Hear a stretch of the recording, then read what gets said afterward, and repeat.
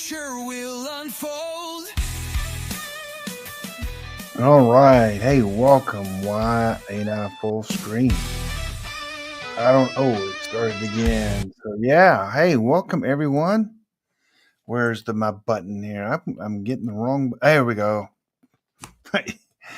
This software is killing me. Hey. Thank you for joining us for the Privacy and Freedom podcast. I am your host, Forrest.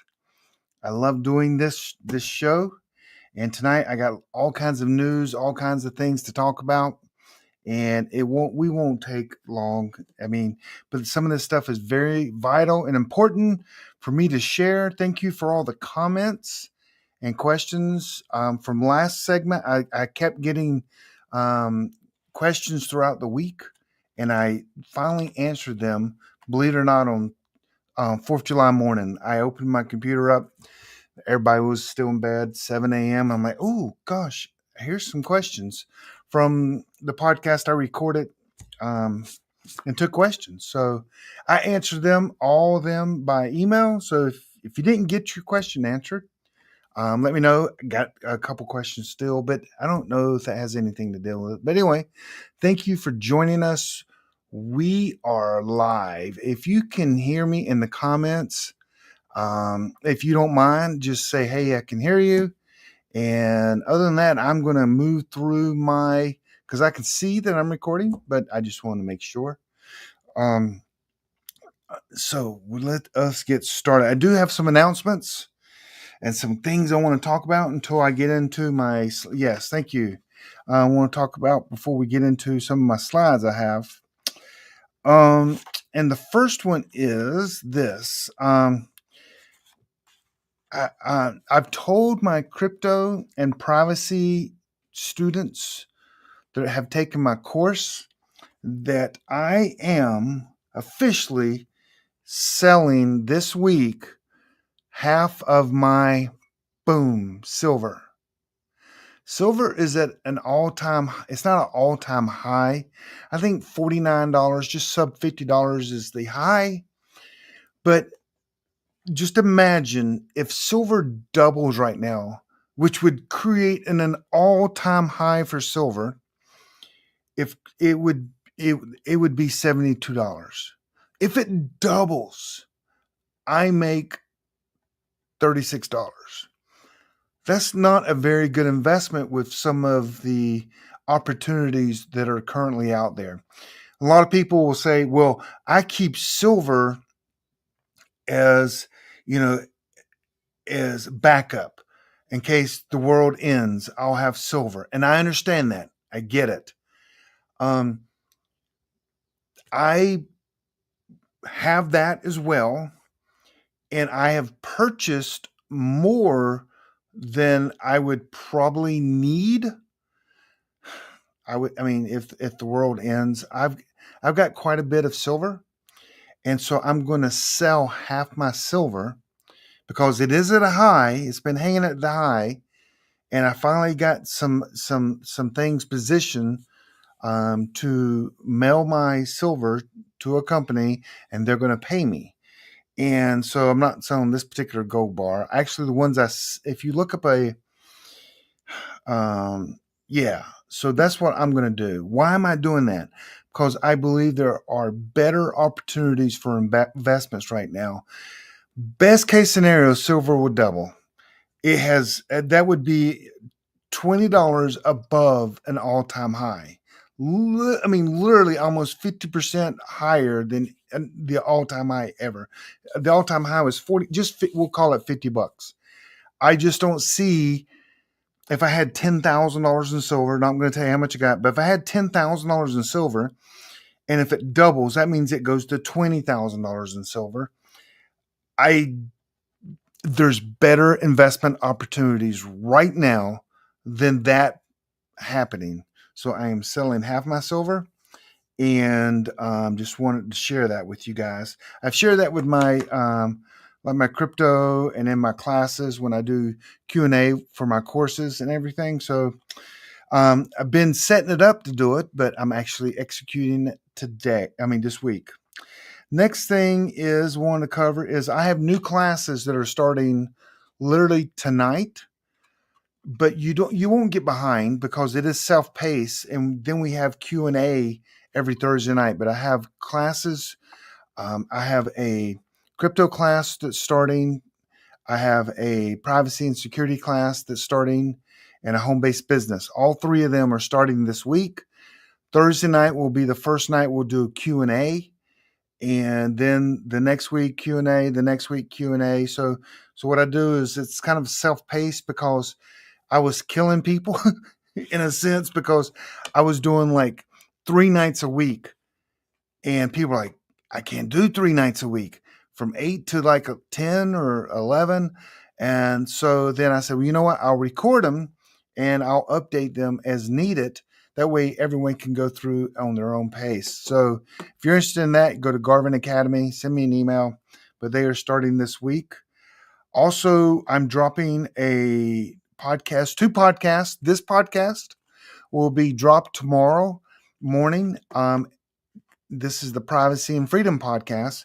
And then my co-host on the Prepping Academy, and that podcast is called the Prepping Academy. I am dropping a interview between PrepperNet's comms officer and Amron's leader, which is JJS.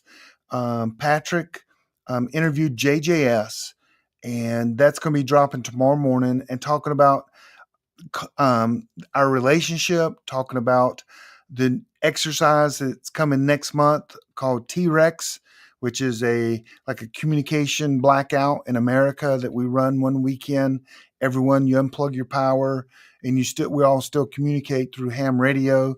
We do that exercise every year with Amron. And so that will be dropping tomorrow as well. So make sure you listen to the Prepping Academy podcast, which is Josh and JJS. And then also, you're probably already listening to this one, the Privacy and Freedom. For those of you listening by a podcast, on Monday nights, I do record this live and video. That way we can get it on the YouTube, as my father-in-law says, that the YouTube. Yes, sir. It's called the YouTube. So just a quick update there. Also, a couple more announcements. We're going to get into some good stuff. Just hang with me here. I'm looking for affiliates that will help me promote my courses and Garvin Academy. And you can make some serious money. I've paid out probably over $8,000 this year already. And that's to really 3 people for helping me promote my my courses, my free webinar and my courses.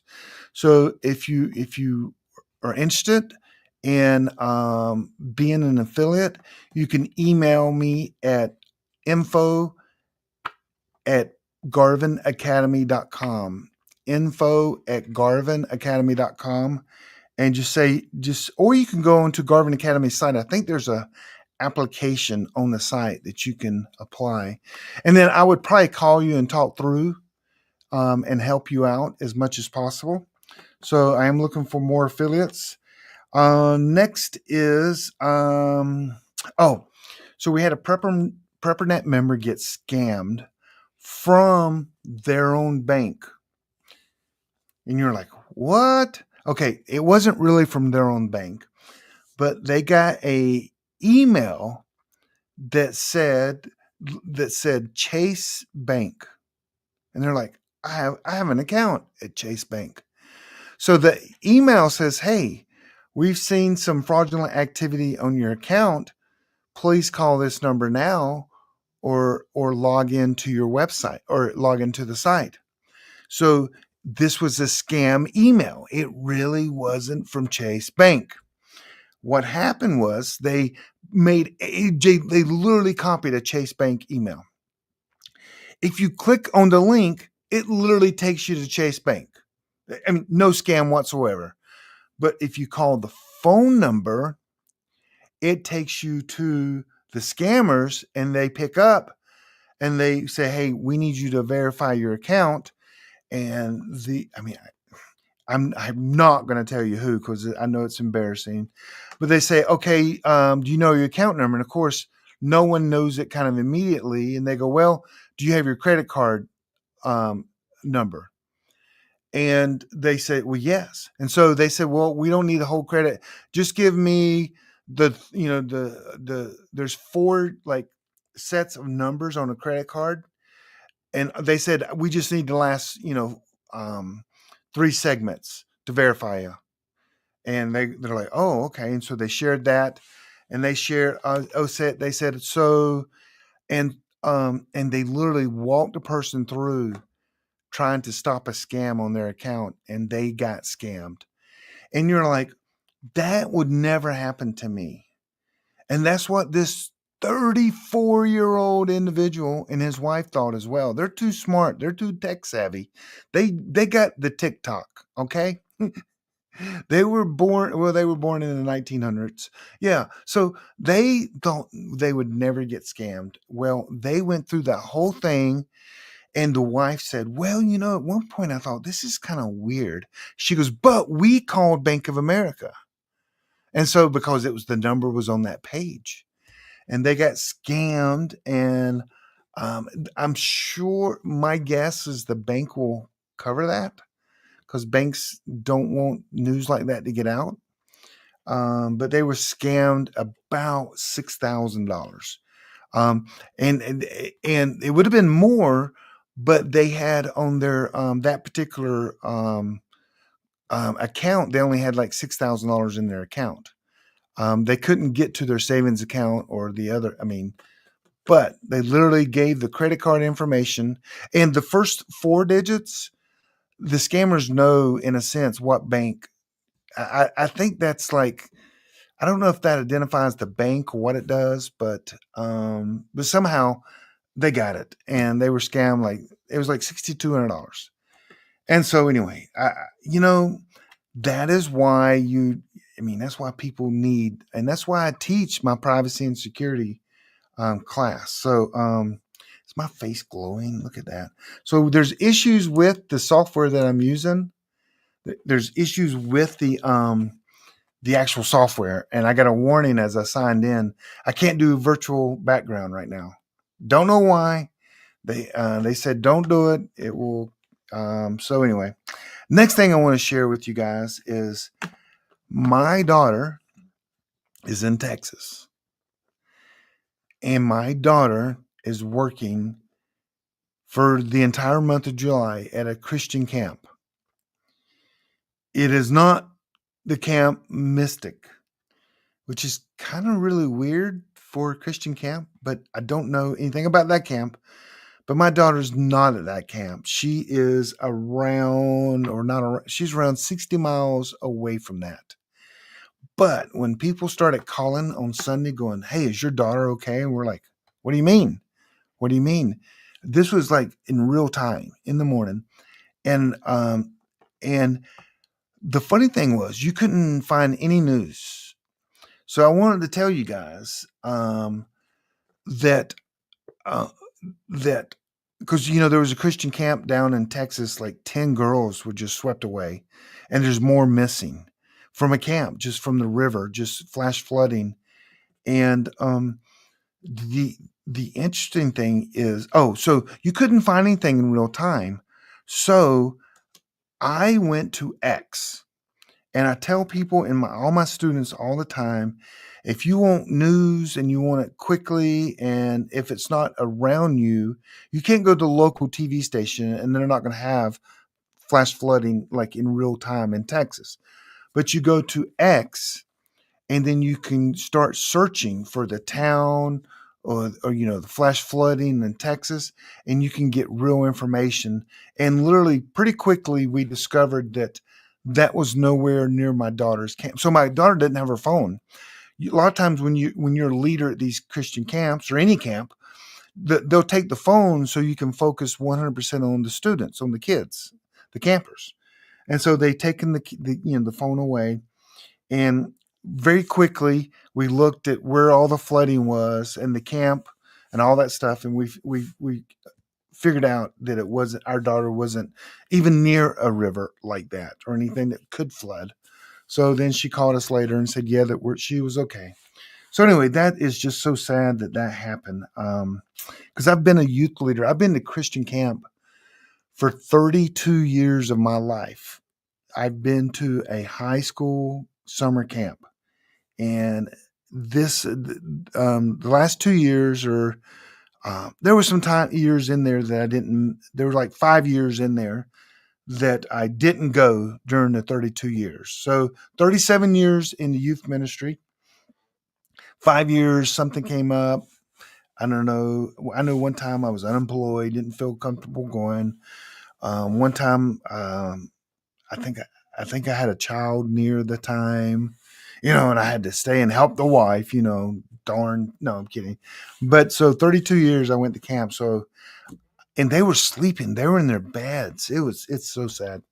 Anyway, that's my announcement. Some things I wanted to cover. Hope everyone's doing well. So let me bring up a slide presentation that will kind of help me walk through what I'm going to be talking about this evening. So, but hey, again, welcome to the Privacy and Freedom Podcast. First of all, I want to tell you that this is a kind of so I do the Prepping Academy podcast, and it's all about preparedness. And I am literally more than preparedness. I have so many interests in my life. And so I'm going to lead the Prepping Academy. I got Josh helping me. I got another person that's coming on, that's going to record some. Big announcement. The Prepping Academy podcast was started 9 years ago. And this month, that podcast will surpass the 2 million download mark. So that podcast has been downloaded 2 million times. I know that could be the same person, a lot of times, probably me, but that is insane to think that podcast has been downloaded 2 million times. So we're going to continue with the Prepping Academy podcast, and I'll do some, Patrick will do some, and probably, I won't mention his name. He'll do some, he'll introduce himself. So that will continue. And then this is the Privacy and Freedom. This is more me. This is more of a little bit everything. This is going to talk about your privacy, your financial freedom, financial dependence. Do you want to work for the man? You want to work for yourself? To make you successful in every area of your life when it comes from hiding from the government, getting out of the system, becoming more private, to investing and making money, and also in your faith. And that's what this is all about. So just wanted to kind of share with you guys. I know every time I'll probably keep doing that for a while until people get used to this, because a lot of new people, you don't know if they're going to start. They never start on show one. Which show one's a great one. I don't know if you can get really bored because it's about me. I had my best friend Tenderfoot, which has been a co-host on Prepping Academy. He interviewed me and asked questions that people don't know about me. And he knew. And so he knew what questions.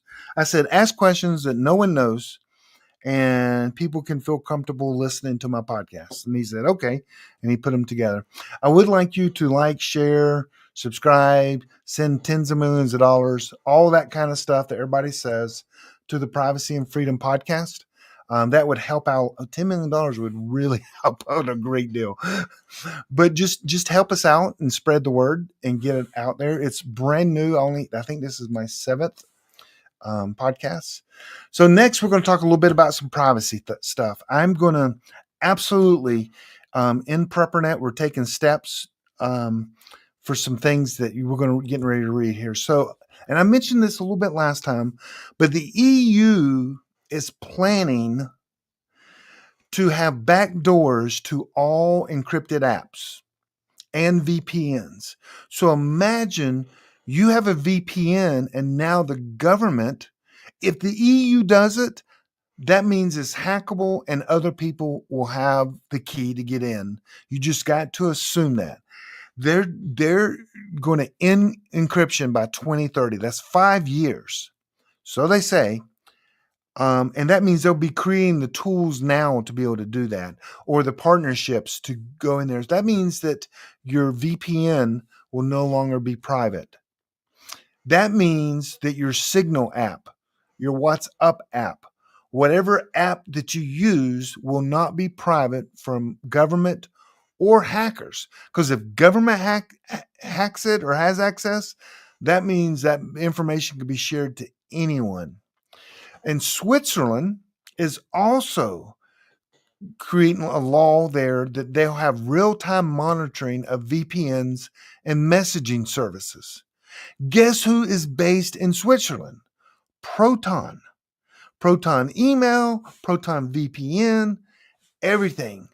And so this is a threat to us. If you use VPNs or use these Signal apps or WhatsApp apps, this is a threat to everyone, not just preppers, homesteaders, survivalists, business people. It is, and then a lot of people go, well, what about the government? Well, the government actually has their own app. They don't use it. They're currently using Signal a lot. That was the whole mess, a few months ago. But I'm sure they're gonna jump back onto their own platform at this point. But this is a threat to us. This is taking away our privacy and freedom. So what I want to talk about tonight is some solutions. So the solutions we need to start using, we need to start, because Signal, I don't know if you guys know, Signal's been out for years and it never hit mainstream. I mean, it took them 4-5 years to hit mainstream. So there are solutions and I'm going to share them with you. I know if more than 2, I'm only going to share 2 though. So one of them is called Sessions. Sessions are the pro. I got pros and cons here. The pro is it's decentralized. It's on the Oxen network. Decentralized means there are many, many, many servers throughout the United States. So no company owns them in a sense. You can set up a session server yourself at your home and it runs through the internet. So if there's no back door, and you can choose there's a ton of things and it's encrypted. There's no really organization that the government can go and say, hey, give us a back door. So which server are going to have a back door on? They would have to go to every server because you can choose what server you use. You could use your own server. I can set up a session server here at my house, give it all my friends, they set it up, and they all use my server, totally encrypted. And the government, I wouldn't let them have access to it. And then it could be totally private. There's a pro, there's no phone number or email required. You just literally set up an ID and you don't have to give them an email or a phone number. It's end-to-end encrypted, just like Signal. The metadata resistance, unlike Signal and Telegram session, does not store IP addresses or timestamps or user data. It runs on the blockchain-based infrastructure. Oxen. So it's a blockchain, which means the reason everything in the world is going to blockchain is because how secure it is. Everything. I'm telling you, everything's going to it. It supports text, voice messages, and file sharing. The cons, it's slow because it goes through onion routing. So onion routing is on the Tor network, which is the secret network that the Navy invented in 80, I don't know, I forgot the year, but it is very secure the way they do this. There's no voice, meaning you can't leave like a voice message, and there's no video calls yet. So they're saying that's coming soon. Limited user base, meaning there's 10 people using it. No, there's more than 10 people, but it's very few people use this at this time. If I'll say this, if Signal has 50 million, which I don't even know how many they have, Sessions would have 1 million. It's that small. And that's my opinion. I don't really know. It's much smaller though. You can't verify identity. That's another thing with Session, is because if you give me your ID and I add you, I need to literally physically, say, hey, I just added you, and you go on the other end. Oh yeah, I see you. Because other than that, we don't really know that it's you. If I made a mistake and putting your ID in or something, but you kind of physically or on the phone just say, "Hey, I sent you, the request. Did you get it? Yes, I got it." And then that's how you connect. You need to verify it off the network, in a sense. So that's the pros and cons with Session. You can download that app on both Apple and Android. The next is called Element. Element is decentralized. Anyone can host their own server. Matter of fact, I know many people in Amron that are hosting Element servers. And with Patrick, the comms officer for both for PrepperNet and our liaison from Amron, we're looking at Sessions right now, and he is looking at Element currently as well. So Session is something he's going to look at. Right now, he's looking at Element. It's end-to-end encrypted. It is open source. It's cross-platform, which means it works mobile, desktop, and web. I have Element. I don't have a single friend on Element. Bridge to other platforms, which is pretty interesting. And the Amron team really likes Element. I just don't know, and I'm learning. You can have total control, like I said. Con setup can be complex. Performance varies. Metadata concerns on public servers. So, an adoption rate. Again, adoption rate. It's not like Signal or Telegram at all. So that's the two I'm going to recommend that we're going to kind of release within PrepperNet to get people to start using these. So start using them, get some of your close friends on there, start using it, get used to it. Maybe consider hosting a server for Session or Element to give you even greater.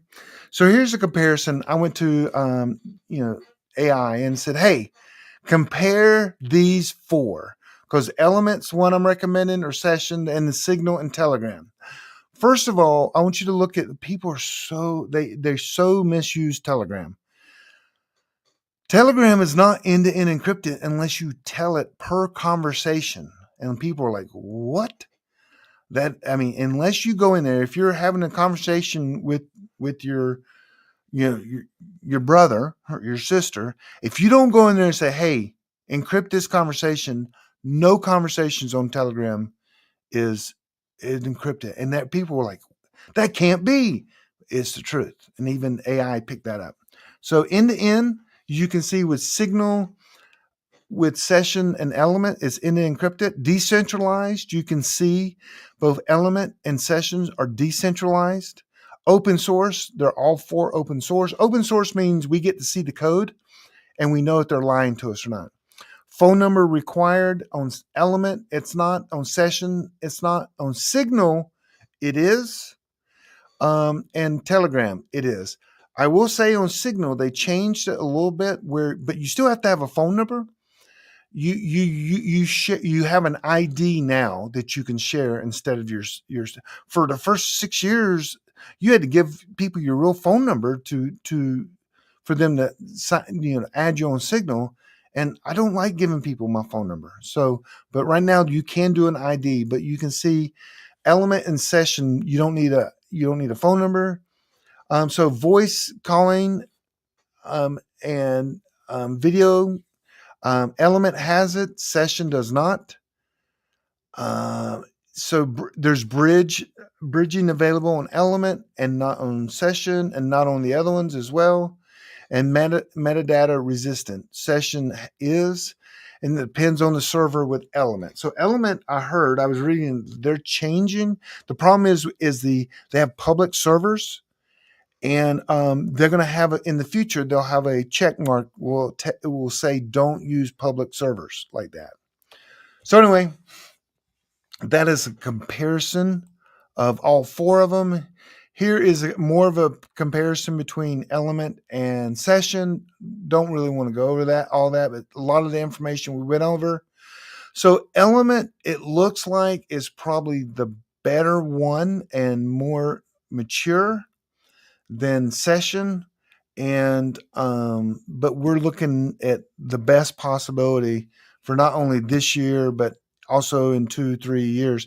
Because what we don't want to do, we've at Preppernet, we've moved 10,000 plus people, if not a lot more, to we've convinced them to use Signal. And now if Signal is going to be compromised because there's a government, there's a company behind it, and the government will require them to give them that back door. Now we've got to move them, and we're doing the research and to see what's going to win. Could be a new kid on the block as well, but just be aware that this is coming. And so we're trying to get ahead of this. So anyway, yeah. Okay, I want to talk about crypto real quick with you guys. Crypto is just changing every single day. I keep my pulse on crypto. I'm a huge investor in crypto. My webinar I do is called The Case for Cryptocurrency, actually, like it's in court. So, but not going to talk about that. So, if you look here, this is the financial services of the United States government put out a press release, and they are announcing the government. Now, this is not bozos on YouTube, someone that has a podcast. This is a department in the government. His name is French Hill, sweet name. And he put out a press release, and it's called The House Announces Week of July 14th as Crypto Week. And you're like, wait, what? This was just put out on July 3rd, Crypto Week. You mean our government in the financial services department's going to have Crypto Week? Yes. And so they're focusing on Capitol Hill the week of the 14th through the 18th and on crypto. They're calling it Crypto Week.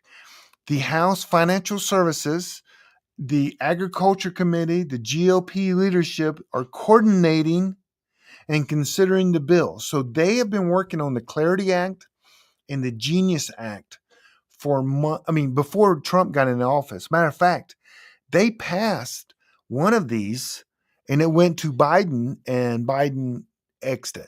Biden and his administration was completely against crypto, completely broke the law in many areas. If you my webinar, we go through all the things that they literally just broke the law on, but that's fine. That was yesteryear, and we're in a new administration now. But the U.S. House of Representatives has officially designated the week of July 14th and 18th as Crypto Week. So if you're sitting on your bottom going, well, crypto's never going to take on. Crypto's never going to make it. Crypto's is only where the criminals are. Crypto is, no one's going to use it. You are not the smartest person in the room, period. There could be fourth graders, third graders in there.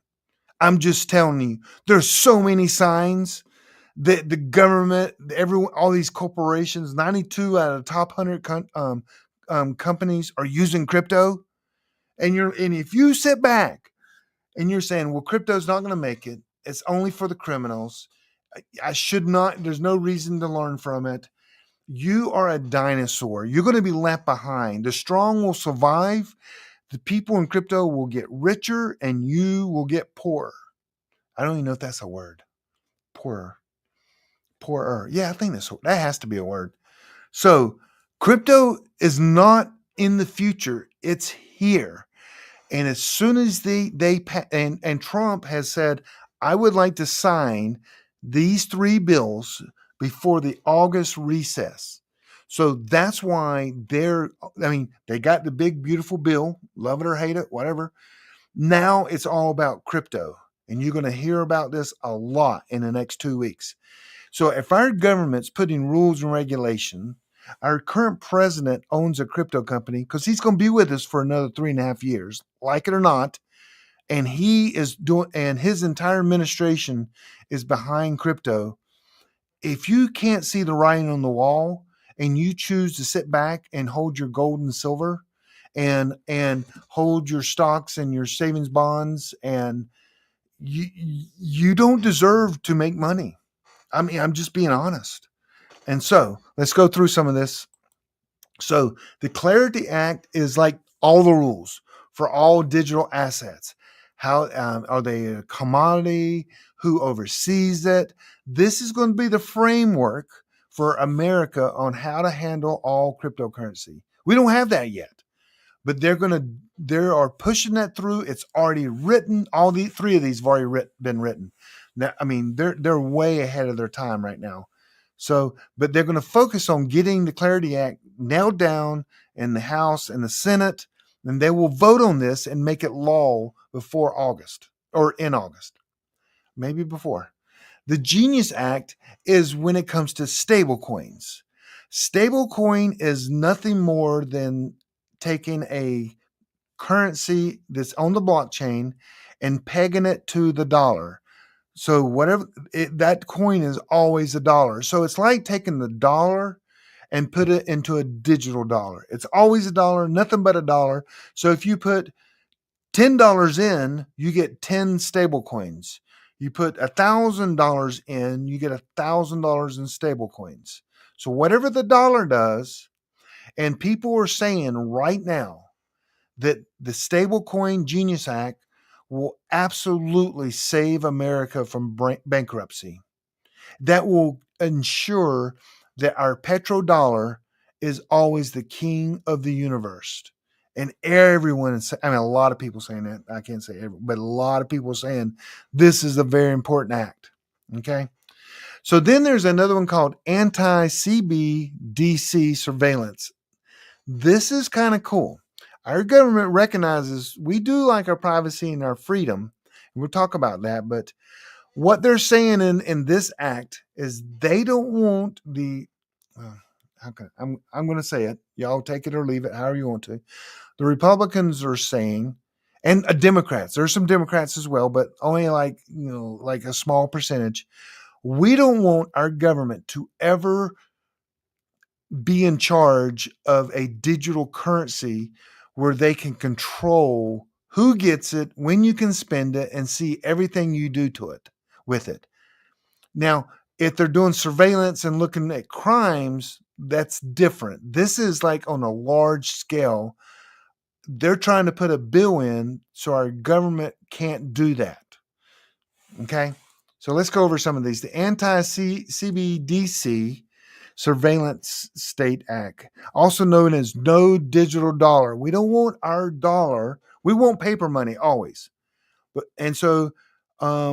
we don't want the government to start using and paying people in their taxes and refunds and all this stuff in a currency where they can control, because they could give you money and they go, wait a second, you're not supposed to buy soft drinks with that. We're going to pull that out of your account.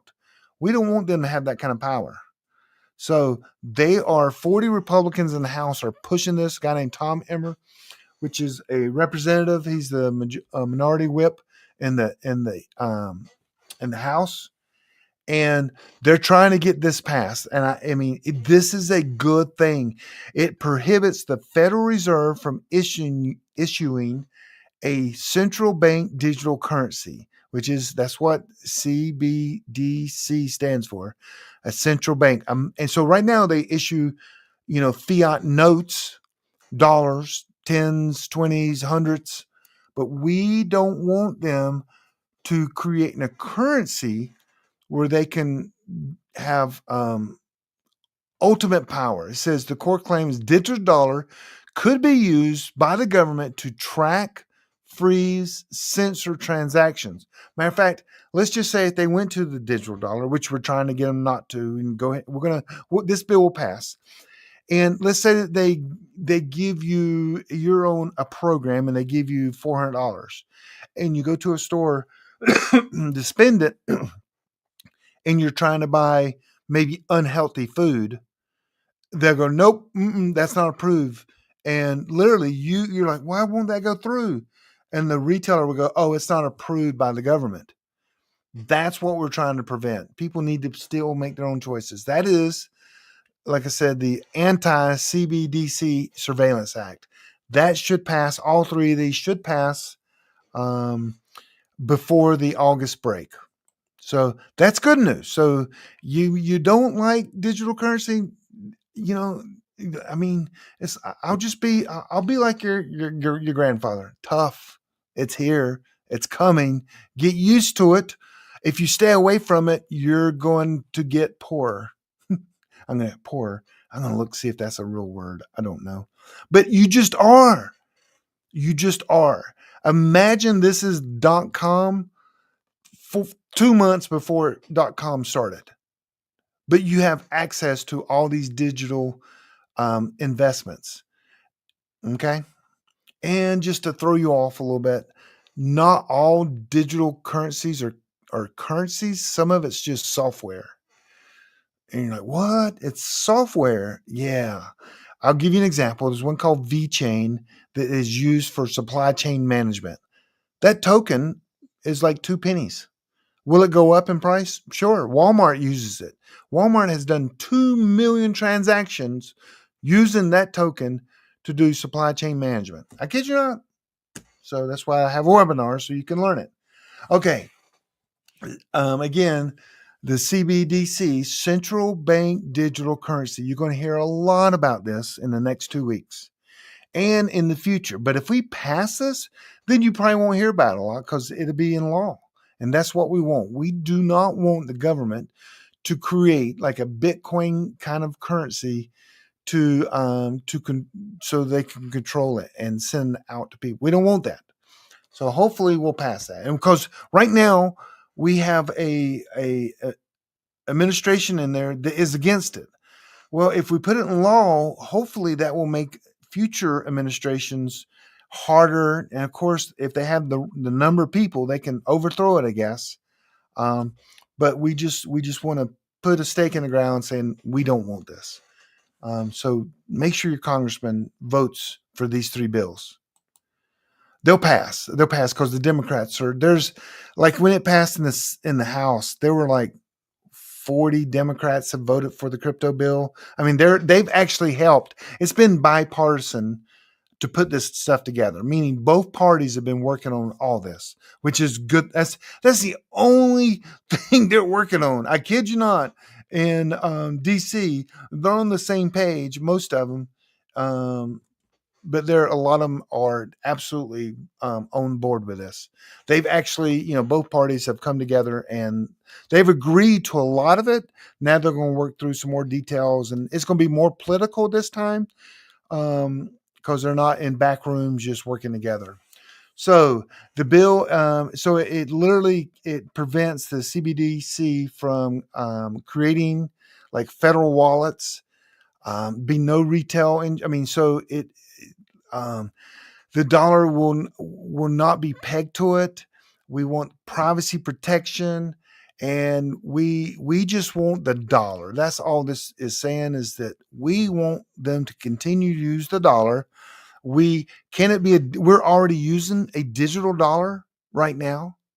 So if you don't believe me, our country's in $36 trillion in debt, but in actual printed money, we only have 2 trillion, roughly 2 trillion. So we literally have $32 trillion that is not printed that we're using. So we're kind of on a digital dollar already, but the digital dollar, there's no tracking on the digital dollar. Like for an example, let me give you an example. If I was a government and I issued everyone a digital dollar, I could one, find out your wallet and put you on a spending limit every single day, and you couldn't change that.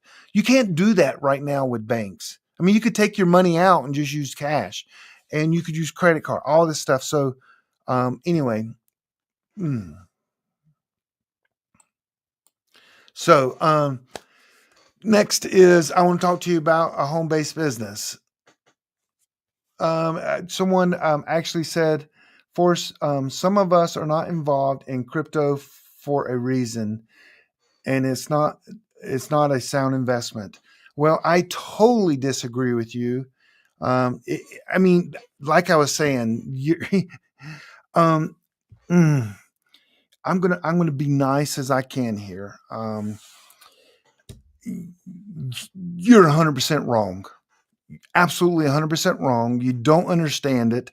Your banks are already using it. Car titles are already on the blockchain, already using it.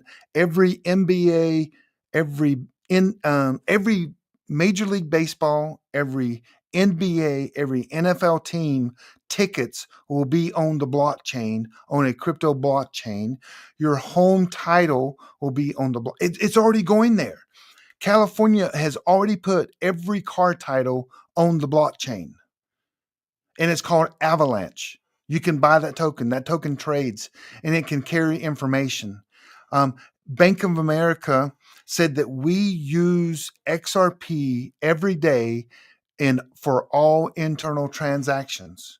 It's totally, I mean, that's like saying, and I'm not going to share, who that is or anything, but that's like saying, hey, I don't believe electric cars. I'm not going to buy one because I don't believe that they're gonna happen.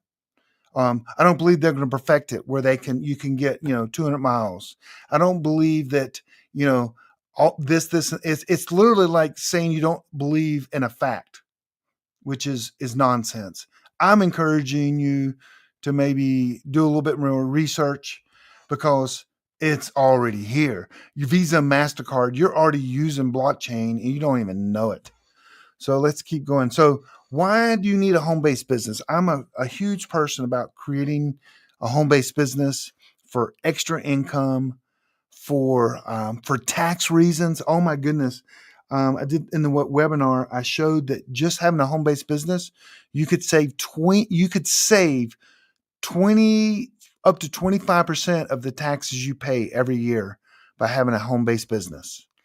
And you can go back if you need that to watch that. But there's been a surge in home-based businesses, startups in 2025. More people are starting home-based businesses now than ever before. And you could say, well, the population. Well, no, it's huge. The amount of home-based businesses that are starting, from e-commerce, drop shipping, coaching, apps, from everything. It's low price to get in. People want the freedom of a home-based business. They don't want a boss. They're tired of working hours for someone else, for the man. And home-based businesses are soaring right now. Entrepreneurs, they want to, 1 in 5 adults under 30 are launching their own home-based business. 1 in 5 adults under 30. That's a lot of kids. That's a lot of, not kids, but um, over that's a lot of people starting a home-based business, and it's the younger people that are doing that. I guess once you hit 50, you got your full-time job, and you're a little bit scared. In my webinar, I show you how most people in their 40s and 50s could retire right now. Literally, most people, if you've owned your home for 5+ years, you could probably retire right now. Because in North Carolina, your home prices have gone up 65+% in North Carolina. You literally have a lot of equity in your home right now. Okay, I see another one. This is per financial advisor. Let me tell you, the person that I'll say this out loud. Financial advisors are idiots. I have trained about 75 financial advisors on how to make money in the stock market. I did that for 4 years. A.G. Edwards people from around the United States would come and take my class because they get the certificate. They know one word: diversification. Diversify. We need to diversify.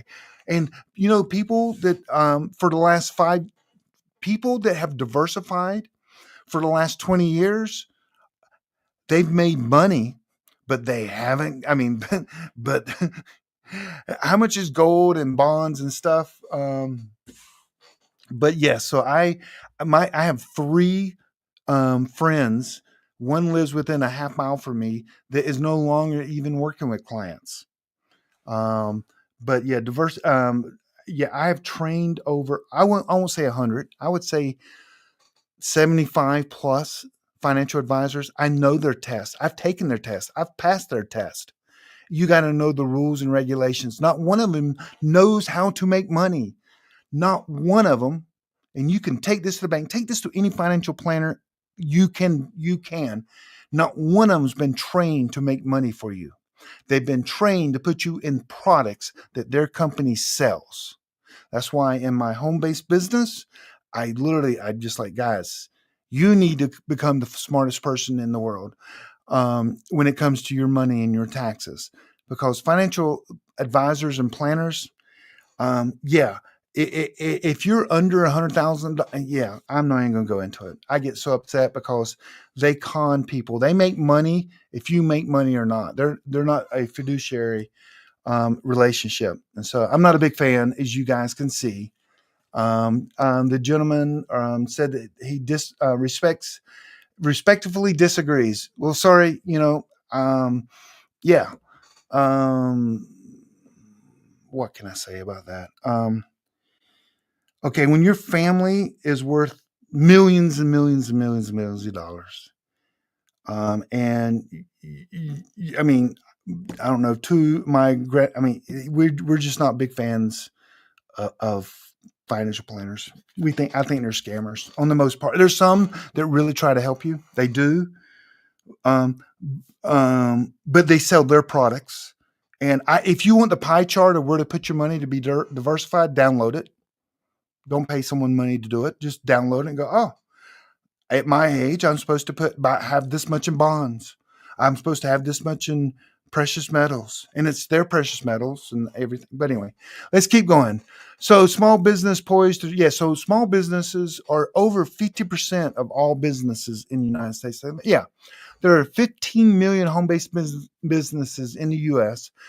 50% of all small home-based or businesses are operated at home. Over 50% of all the businesses in the U.S. are operated from home. So home-based businesses are good. A lot of people do them. Among these, 60% are non-employer businesses, meaning it's you and your wife, or it's just you and you're doing your home-based business. I've sold 4 home-based businesses. I've sold a total of 8 businesses, but 4 more home-based. 69% of startups begin as a home-based venture. Solopreneurs, that means one person, dominates 85% of small businesses is one person. The average home-based business for one owner of the business, non-employer, meaning they do the business, they have no employees, the average salary in the United States, these numbers came from the Business Association. What is that? The SBA, Small Business Association. The average for one person is $50,000 a year. So the average home-based business is around $50,000. That's shocking to me. Totally shocking. It's that high. And small firms with 1 to 4 employees is around $387,000. These came straight from the Small Business Association, Gov. You can look at this up. So let's women are 75% of the new home-based businesses. So women are just leading the charge. And I saw a video just the other day. Lady was promoting home-based businesses, and she said that the reason women are doing it, and now you can take this however you want to, is that a lot of stay-at-home women raising their kids feel guilty that their husband's doing all the work. And I'm like, well, my wife doesn't feel guilty, but they feel guilty, and they start businesses so they can earn extra income to help the family. I mean, that literally came from a lady. So I wanted to share that with you guys. So anyway, starting a home-based business is, and you can also, again, if you get, let's say you make 83,000, because this is the demonstration I do in my webinar, $83,000, you can actually, with a home-based business, bring that down to like $62,000 of your taxable income by having a home-based business. And it's pretty easy. That means you pay taxes. When you get down to 62,000 and you have a wife and 2 kids, you don't pay taxes. You don't pay federal taxes. You may pay state taxes, but you don't pay federal taxes because of the child credits you get and everything. So it can make a difference on how much you bring home on your paycheck by having a home-based business. Okay. So I say, okay, Ella, I just noticed that. Next is, I just want to share with you guys one last thing, is that just want to encourage you guys. You got to step out. You've got to do things different. If you're working that 9 to 5 job and you're making that pay, that's fine. You retire when you're 60, 65. I don't want to do that. That's why I literally tried to retire in 2004, and I chose to work. I chose to do what I do now. And but I don't want a date set where that's when I'm going to retire. I mean, I have a home-based business. I've always had since 2004. I've had a home-based business. Before that, I had them, but I had full-time job. Since 2004, I've only worked for myself, and so, but my friends were talking about, one of my friends got like the July 3rd and 4th off. And the other guy goes, well, is that a vacation day? He goes, yeah, it's a vacation day. He goes, I get 30 vacation days a year. And then the other guy's, well, yeah, I got to take some because if I don't use them all, then they'll just give me money at the end of the year. And they looked at me and they go, are you taking Thursday and Friday off? I'm like, I can take next month off and the next month off and the next month off. I'm my own boss. And they go, oh, they literally, you could see the anger in their eye, and they're like, yeah, whatever. We hate you, kind of thing. But yeah, when you're run your own business out of your home, I actually own other businesses as well. But what I do to create income for my family, because I try to cover our bills at least, and my investments will cover themselves. Then yeah, people get angry and they're like, "Whoa!" So, but yes, so I cover the bills, the immediate bills. That's the own coin. That's really, if I make other money, it's okay. My investments cover everything else. Literally, my crypto portfolio has gone up 500% in the last 18 months. 500%. So. Anyway, and I think this between now, right now, let's say, here's my prediction. I'm not a financial advisor. Okay. But that's disclaimer, because we got to let them do the financial advising to people. So, but I'm not a financial advisor. But my prediction is, if you put $1 in today, by the end of the year, your dollar will be a minimum of probably. Let me think about this. So they're saying the crypto market is $3 trillion right now, which Bitcoin is the 4th largest company in the world. It's 3 trillion, and they said before Trump gets out of office, they're predicting it's going to go to over 300 trillion. So that means your dollar would be $100 I think by the end of the year or sometime next year. So if you're in the right one, but the thing is, rising tides lifts all boats. So the whole market right now is 3 trillion, and it's going to be 300 trillion before the new president is elected. That's a lot of money. I'm just saying. And so you may get in some that are not as high, but again, we're in the beginning days of of the of crypto. So if you're a skeptic, watch my video. I literally put crypto on trial, and I all the everything that you would have to debunk crypto, I cover it. And the biggest one is, well, power goes out. Well, you're just uninformed. I mean, literally, just this week, right now, you can do crypto through Bluetooth. I kid you not. You don't need internet to do crypto. But anyway, I'm not going to make my case here with you guys. Just if you, I mean, just connect with me, send me an email. You can connect with me, of course, at info@privacyandfreedom.com. That's info at Privacy and Freedom Podcast. Is it Privacy and Freedom? I don't even know what my email is. It'll be down below. But if you have questions, let me know. I can help you. But the encouraging word of the day is this: submit to God and be at peace with Him. In this way, prosperity will come your way. So submit to God. That submit to God doesn't mean, oh God, send me some money. No, submit to God is having a relationship with Jesus Christ, and you'll have peace with God and Jesus. You'll have peace. Then, well, God will bless you. And I'll make a statement you may disagree with, and God can bless anyone,